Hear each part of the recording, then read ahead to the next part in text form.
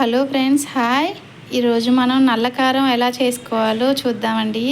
దానికి కావాల్సిన ఇంగ్రీడియంట్స్ చూద్దాం. ఫస్ట్ ఒక 2 స్పూన్లు ఆయిల్ వేసేసి ఎండుమిర్చి కొంచెం డార్క్గా వేపి మిక్సీ జార్లో పెట్టుకొని వేసేసానండి. అదిగోండి, కరివేపాకు, కొంచెం బెల్లం కానీ చక్కెర కానీ వేయాలండి. కొంచెం సాల్టు, ధనియాలు, జీలకర్ర, వెల్లుల్లి, మెంతులండి. కొంచెం ఒక 5-6 మెంతులు, కొంచెం చింతపండు అండి. ఇవన్నీ కావాల్సిన పదార్థాలు. ఫస్ట్ ప్యాన్లో ఈ గరిటెతో ఒక గరిటె ఆయిల్ వేసుకున్నానండి. ఎండుమిర్చి వేపి పక్కన పెట్టేసాను నేను ఆల్రెడీ. తర్వాత ధనియాలు తీసుకున్నాను, ఈ గిన్నెతో తీసుకున్నానండి. ఈ గిన్నెతో కొంచెం ఉంచాను, మిగతా అన్ని ప్యాన్లో వేసేసి ఫ్రై చేశాను. ఎండుమిర్చి ఒక 20 తీసుకున్నానండి, 20 నుంచి 25 వరకు తీసుకున్నాను. ఆ గిన్నెతో ధనియాలు తీసుకున్నాను.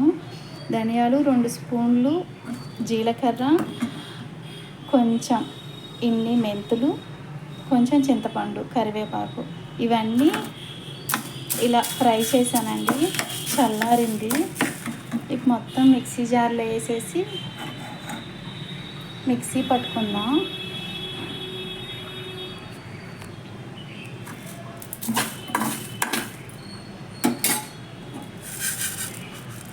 ఆల్రెడీ ఎండుమిర్చి ఉన్నాయండి.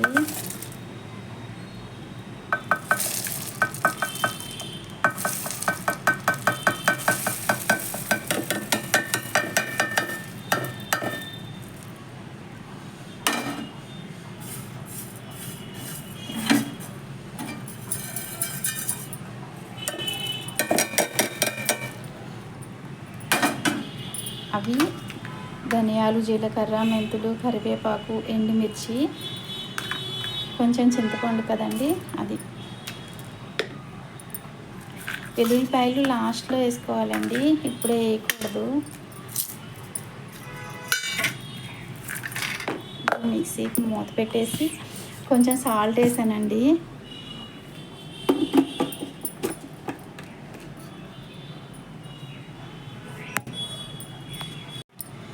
ఇదిగోండి, వెల్లుల్లి, చక్కెర 2 వేసేసి మిక్సీ జస్ట్ ఒకసారి అలా పల్స్ ఇచ్చానండి. ఇలా బరకగానే ఉండాలి.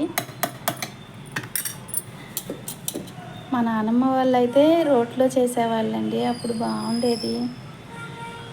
ఇప్పుడు నాకు రోట్లో చేయడానికి కుదరలేదు. ఈసారి ఎప్పుడైనా చేసి చూపిస్తాను.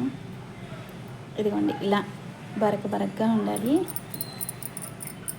అంతేనండి, నల్లకారం చాలా బాగుంటుంది. 2 days ఆగితే ఇంకా టేస్ట్ వస్తుందండి. వేడి అన్నంలోకి కొంచెం నెయ్యి వేసుకొని తింటే ఇంకా చాలా బాగుంటుంది. ఓకే ఫ్రెండ్స్, నచ్చితే లైక్ చేయండి, షేర్ చేయండి, సబ్స్క్రైబ్ చేసుకోండి.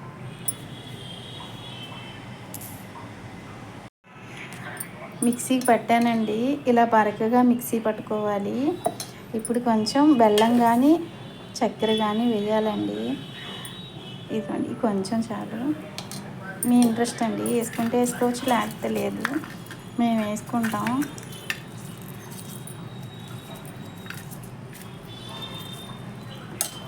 వెల్లుల్లిపాయలండి వేసి జస్ట్ ఒకసారి అలా తిప్పేస్తే సరిపోతుంది. చూపిస్తాను. ఇలా మిక్సీ పట్టేశాక ఇలా ఒక గ్లాస్ జార్లో మొత్తం వేసేసి ఉంటే బాగుంటుందండి. 2 days అయితే ఇంకా బాగుంటుంది. ఇడ్లీ, దోశ, వేడి అన్నం వేసుకొని నెయ్యి వేసుకొని చాలా బాగుంటుందండి. నెయ్యి వేసుకొని తింటే ఇంకా పప్పు ఆవకాయ కాంబినేషన్ తింటారు కదా. పప్పు ఆవకాయ లేనప్పుడు నల్లకారంతో అయినా చాలా బాగుంటుందండి. ఒకసారి ట్రై చేయండి.